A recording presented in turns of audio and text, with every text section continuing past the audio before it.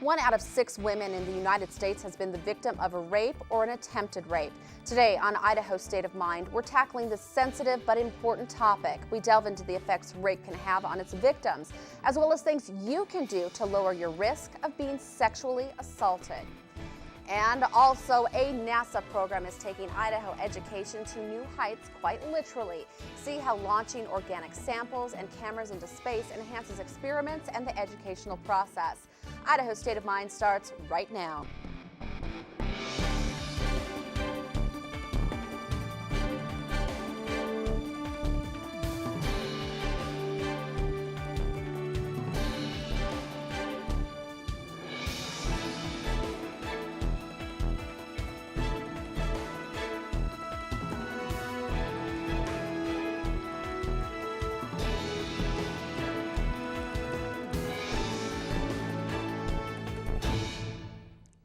Thank you for joining us on Idaho State of Mind, where we endeavor to educate the citizens of Idaho on the state of higher education.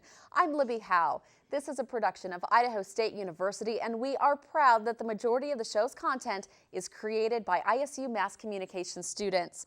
Our top story, NASA is providing an opportunity for the general public and students of all ages to get involved with space science. One Idaho State University professor got involved and gave some ISU students a chance to see photography from a completely different angle. Idaho State of Mind's Summer Geoch joins us in the studio with more. Summer, what exactly is the RISE program? Well, Libby, RISE stands for Research Institute for Space Exploration. NASA awards grant money that is spread among K-12 programs, postdoctoral fellowships, and universities. NASA's goal is to provide the funds to help the next generation push the boundaries of exploration. One ISU student did just that. Take a look. Matt Roberts got to see photography from a much higher angle, estimated around 80,000 feet. But once they got to pictures like this, where you're actually starting to see the curvature of the Earth and the atmospheric layers here and whatnot, that was just, it's mind-blowing. You're like, wow, that is so cool. You're almost in space. The launch usually takes about a day and starts by gathering everyone together and heading out to the launch site.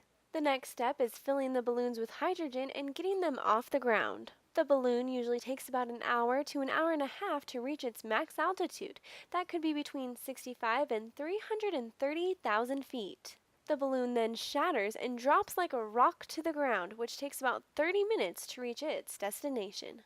It was coming down into a field, and we thought that it was coming towards us, so we started running after it, and then the wind shifted and it started going away.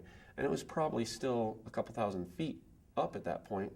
And so we probably ran 150, 200 yards.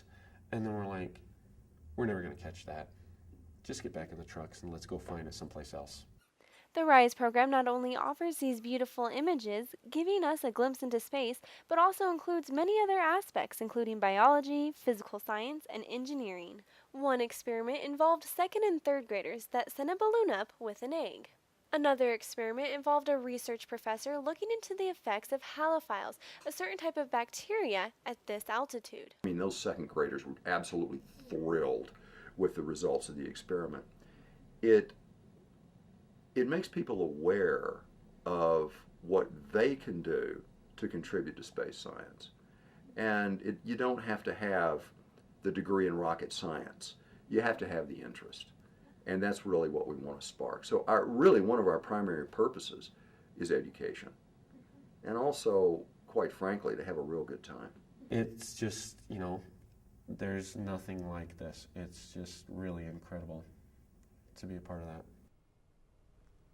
Looking at these images, you can really see the beauty in this project. From learning about eggs or breaking a bag of potato chips over Idaho to the after effects on bacteria, everyone can get involved with space science and have some fun. Thanks, Summer. That does look like a lot of fun. Now, these launches are also very affordable. They cost around $350. They are free to the public, and everyone is welcome. Every 2 minutes, someone in the United States is sexually assaulted. That's more than 231,000 people each year.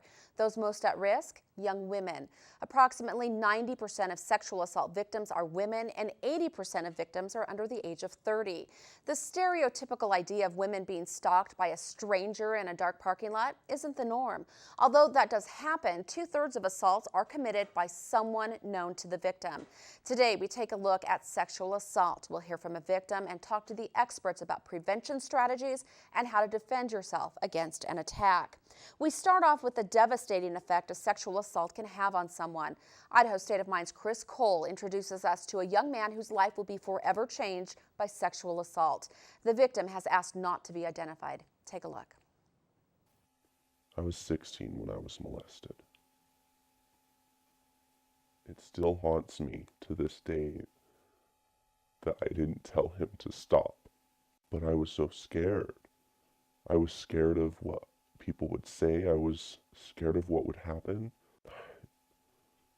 I was so scared.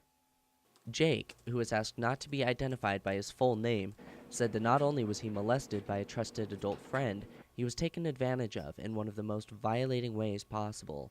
I was 16 years old. I was a teenager, but my childhood was over. I could never go back. And it didn't end there. Jake's assailant was the piano player in his high school choir, and while everyone was asking questions, the director found a replacement. They brought in his mother to replace him. So every day, at every practice, I would have to go in there and look at her and feel so guilty about what I was doing to her family. Guilt is just one feeling sexual assault victims may experience. Victims are more likely to suffer from depression or post-traumatic stress disorder. They are also more inclined to substance abuse or thoughts of self-harm.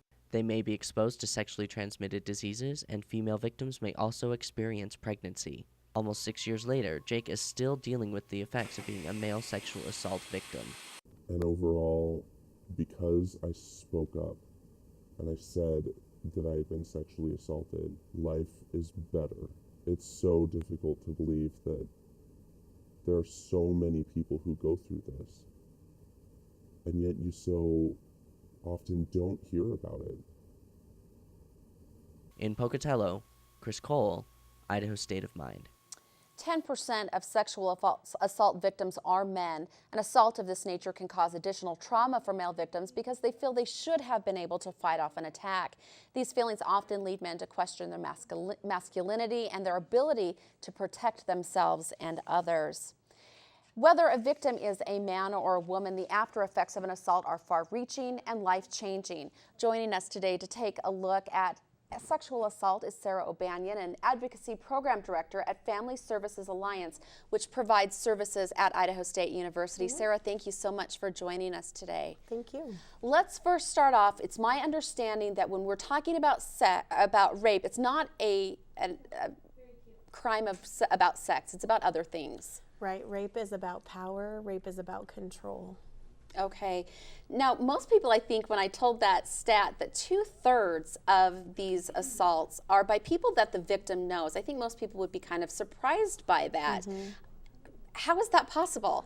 Yeah, there is a myth that all rape occurs by someone jumping out of the alley or jumping out from behind a bush, and that can absolutely happen. But the reality is that most assaults occur by someone that the victim knows. And so that might be a spouse, that might be an acquaintance, it might occur on a date. And so there's a myth. Okay. Now, certainly no one but the rapist can completely stop a rape from happening, but are there things that we can do to make our risk lower, to make it so that we don't have to worry about it quite as much? Yes, I'm glad that you said that the only person who can stop rape is the perpetrator, but we can reduce our risk and we can safety plan. And so when I'm talking to people about safety planning, I typically talk to them about just being aware of their body and being aware of their surroundings. And so if a student, for instance, is on campus late at night, to be paying attention to what's going on around them and to trust your instincts. And so I always encourage people to be paying attention to if they're in a dark area versus a light area. And also if there is alcohol involved, that people pay attention to their drinks, that they keep their drinks with them, and that they also be aware that date rape date rape drugs are used here in Idaho, and that it's very important to keep your drink with you. And if your drink tastes odd, that you stop drinking it and that you pay attention and you seek medical attention. Okay, and I think people would probably be surprised that date rape drugs are used in Idaho. You think of it as a New York rave kind of thing, so it does happen here. It does, absolutely. Okay, if someone happens to be raped, what should they do? Are there steps that they should take? Well, anyone who is raped experiences trauma, and so it's very important that you deal with both the physical trauma and the emotional trauma that you experience. And so I would always encourage people to seek medical attention. They can do that whether or not they choose to report this as a crime. But they want to get tested for STDs and pregnancy, and also they want to deal with the emotional trauma that they experience. And so there's advocacy services throughout the state, and those services can look like individual counseling. There's advocates available to attend court hearings. There's support groups throughout the state to help people to deal with this trauma so that they can move from being a victim to a survivor. Okay. Now, I know that there are some people who don't want to get medical attention because they're afraid that the hospital will automatically report it to the police, and they may not want to report it. But that's not necessarily the case, right? Right. You can go to the hospital and you can say, I do not want this to be reported to law enforcement. And as long as you're not a vulnerable adult or a child, then you can get medical attention, and you can also get advocacy services and not report it to law enforcement. And even if someone is not wanting to report it, there are other reasons to get medical attention besides just having a rape kit, correct? Right. Like we talked about earlier, you want to be to do some prevention work for STDs, and also just internal injuries that can occur. We want to make sure that we help you take care of your body. Okay. Well, this is such an important topic. I wish we had a little bit more time to talk about it. Thank you so much for coming in and sharing this information with us. Thank you. And sexual assault is a complicated issue and couldn't possibly be covered in one short interview. Go to our website at isu.edu/Idaho State of Mind for helpful links and information about services in Idaho. Well, since sexual assault is much more prevalent than many people realize, being prepared for an attack is an excellent idea. Idaho State of Mind's Ellie Spencer joins us in the studio with more. Ellie, what can women do to protect themselves? Libby, women of all ages are joining groups and taking classes to practice self-defense. I was able to suit up and join in on one. Take a look. RAD is a self-defense class offered to women of all ages. RAD stands for Rape, Aggression, Defense. Sergeant Dustin Willis is a certified RAD teacher and encourages all women to join. Essentially what RAD is, it's a program that's developed to give women an opportunity to learn basic self-defense. It's very secretive. We have a lot of victims and they come and join the class. Biggest thing is it's a program that's made to empower women, make them confident, let them know what they can and cannot do in certain situations. Women join the RAD program for a number of reasons. Some have been victims, some need the reassurance they could handle themselves in any situation, and others do the program just for fun. I wanted to participate in RAD to get a feel for self-defense because I hadn't really taken a self-defense course before, and it sounded like it'd be fun and really interesting. I thought it'd be really fun and valuable information to know. Stuff like that could happen at any time, so it's always good to know and be prepared. Regular RAD sessions are 8 weeks long. During the 8-week session, women learn a series of different techniques. We learned different self-defense stances. We learned different striking methods with our hands. We learned different knee techniques as well as kicking techniques. At the end of the course, everyone gets to participate in simulation. They get to suit up and put all their new learned skills to the test. You apply everything that you learn, and it's good to know your own strength. So you might not think that you can do something, but then once you're in that position, it's really good to know that you can do it. RAD is not just about the physical part of self-defense. The women are also taught facts about rape, laws, and what rights they hold. A lot of people don't know what rape is. They think of any unwanted sexual contact, but there's a lot of different forms. So we start by defining that, defining the different criminal things as far as what you can and cannot do as someone who is being attacked. They're going to get a better knowledge of the laws in their state or their school or here on campus. The physical part of self-defense isn't the only thing to remember. Doing simple tasks such as carrying pepper mace, not traveling alone at night, checking under the car and in your back seat before getting in, and don't forget to always lock your doors. ISU offers RAD classes every 8 weeks, and all women are encouraged to attend. Libby? Ellie, I always have my pepper spray with me, so I'm right in there with you. Now, you mentioned the RAD program is only for women. Are there options for men as well? That's right, Libby. RAD is only for women, but there are many self-defense classes where men are able to participate as well.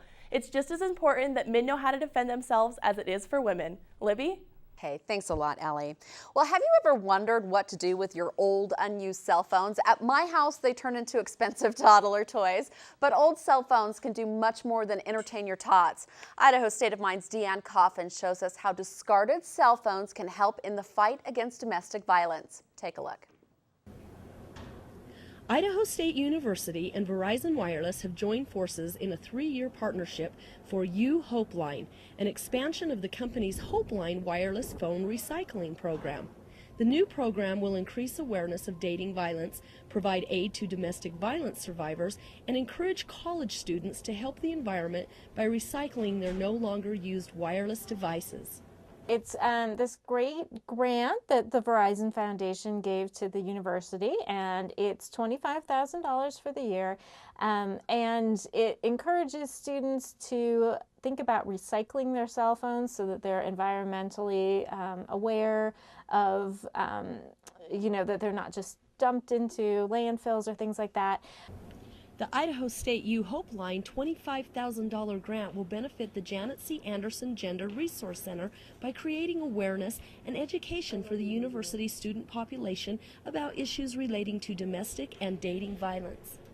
If you have a cell phone you're not using, you can drop it off at any one of the bins, either on campus at Idaho State or right here at Verizon Wireless. The U Hope Line program features 5 permanent cell phone collection bins placed in high-traffic locations across the 3 Idaho State University campuses in Pocatello, Idaho Falls, and Meridian. The bins accept no longer used wireless phones, batteries, and accessories in any condition from any wireless service provider. You can turn in phones, you can turn in accessories, anything that you have related to phones, and they'll be able to either refurbish them or discard them in an environmentally responsible way. Proceeds from the program are used to provide wireless phones and cash grants to local shelters and nonprofit organizations that focus on domestic violence prevention and awareness. Reporting from Idaho State University, Deanne Coffin, Idaho State of Mind. Verizon Wireless was the first wireless carrier in the nation to collect and recycle old cell phones and has done so since January of 1999. Across the U.S., the Hope Line program has collected more than 8 million wireless phones and given more than $10 million in cash grants. More than 100,000 wireless phones with airtime have been donated to domestic violence prevention organizations. A diagnosis of HIV used to be a death sentence. Well, more than 1 million people are living with HIV in the United States. And while that number is staggering, deaths caused from the disease are actually decreasing. Now, with proper care, HIV patients can plan on living a full lifespan. Idaho State of Mind Sean Forey shows us how Idaho State University is helping in the fight against HIV. For those infected with this potentially fatal virus, living a normal life isn't as difficult as it once was 30 years ago, thanks to clinics like this one at ISU. By providing this full spectrum of services, you're able to give the patient a solid foundation for what they need to do to be able to make appropriate decisions and choices in their care. And that's really what it comes down to. One of the most difficult aspects of this disease is the sometimes harsh judgment received from the general public. So the first thing I'd say is if you don't know anybody with HIV but you want to find out more about it, educate yourself. There is also, I'm sure, plenty of books on understanding the basics of HIV. From the Department of Family Medicine at ISU, Sean Forey, Idaho State of Mind. Over the last 13 years, ISU's Department of Family Medicine has secured more than $1 million in funding for the care of HIV patients in southeast Idaho and western Wyoming. ISU Family Medicine is currently providing care and services for about 120 patients. For more information on the clinic at ISU, visit fmed.isu.edu. An important evolutionary event has been documented by researchers at ISU. Idaho State University's Leaf Tapanilla has found that insects bored into wood to use as a shelter as far back as 200 million years ago. This is significant because it was previously believed that beetles didn't start using wood for shelter until much later in the evolutionary timeline. Idaho State of Mind's Shannon Cozy shows us more. Tapanilla has examined petrified wood from Wolverine Petrified Forest, Grand Staircase Escalante National Monument in southern Utah. He has documented that insects, likely beetles, were using wood for more than food more than 200 million years ago by boring into the wood and creating chambers for them to go through their pupa stage. Wood that's eaten for food tends to be very long, meandering paths through the wood where they're eating a lot of it. These ones instead, we can see that the animal drilled down into the wood from the outer surface, made a little groove, and backfilled that little hole with digestion products. So it excreted some of the wood to fill in that hole. It was earlier thought that social insects such as bees and termites were the first to colonize trees, but Tapanilla said he believes that boring was done by beetles because of the size of the excavations in the wood, and the appearance that there was an entrance of a larva followed by the formation of the pupa and the adult emergence. From the Physical Science Building, Shannon Cozy, Idaho State of Mind. This finding is also significant in establishing the close relationship between insect and plant evolution. Dr. Tapanilla says the findings indicate the insects were evolving using plant resources, and then the plants began responding. After a long process of construction and redesign, Idaho State University has unveiled their new food court in the Student Union building. The grand opening kicked off with a speech from President Velas. The new food court features Grill Nation, Mandalay Express, and Einstein Brothers Bagels. The event attracted many hungry students who were anxious to try out the new variety of foods. I'm most excited about all the different varieties of food. So there's the bagels, there's the grill, so there's something that suits everyone. So if you haven't come down, I definitely would come down and check it out. If you are on campus and feeling hungry, stop by the Stub to check out the new offerings. Well, now another sweet treat. How about some Girl Scout cookies? But don't be fooled. These simple little cookies have a history behind them. This year marks the 100th anniversary of the Girl Scouts of the United States. To mark this achievement, an ISU professor has published a book chronicling the history of Girl Scouts in Idaho. Idaho State of Mind Sean Forey shows us more. There's so much more to Girl Scouts than just the delicious cookies. To start with, 2012 marks the 100th anniversary of the Girl Scouts.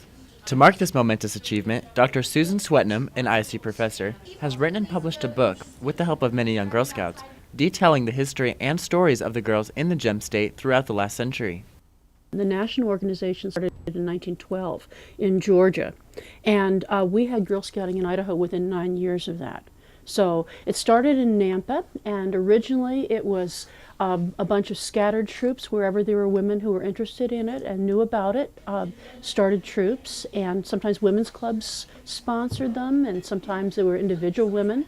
Often they were single women, widows or young college graduates. That's an interesting part, that had time on their hands and wanted some meaning in their lives. In February, an exhibit opened in the Idaho Historical Museum in Boise, curated by Dr. Swetnam, featuring information and pictures from the history of the Girl Scouts. Girls from all over the area came to see the exhibit and get their own copy of the book. I went around to people who've been in Girl Scouts for a long time, and I went and interviewed them. And what's in the book is the interviews and telling about the history of Girl Scouts. With the help of grants, donations, Idaho State University, and the Idaho Humanities Council, Dr. Swetnam was able to fund the book and the museum exhibit.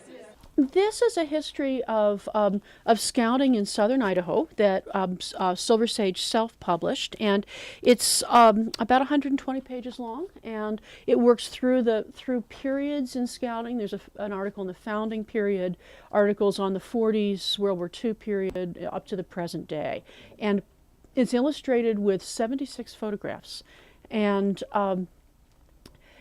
draws very heavily on the oral history that the girls did, along with my own research. From Idaho State University, Sean Forey, Idaho State of Mind. This fall, the exhibit curated by Dr. Swetnam will be on display at the Idaho Museum of Natural History on ISU's campus. So here's a little Girl Scout trivia for you. Did you know the founder of the Girl Scouts was deaf? On the next episode of Idaho State of Mind, we're taking an in-depth look at hearing loss from those who take a sense of pride in being deaf and still maintain a normal life, and those who choose to get an implant to help them hear for the first time. Today's world offers the deaf population many options. This and much more on the next episode of Idaho State of Mind. And that is all for today. Thank you for joining us from the campus of Idaho State University. I'm Libby Howe. We'll see you next time.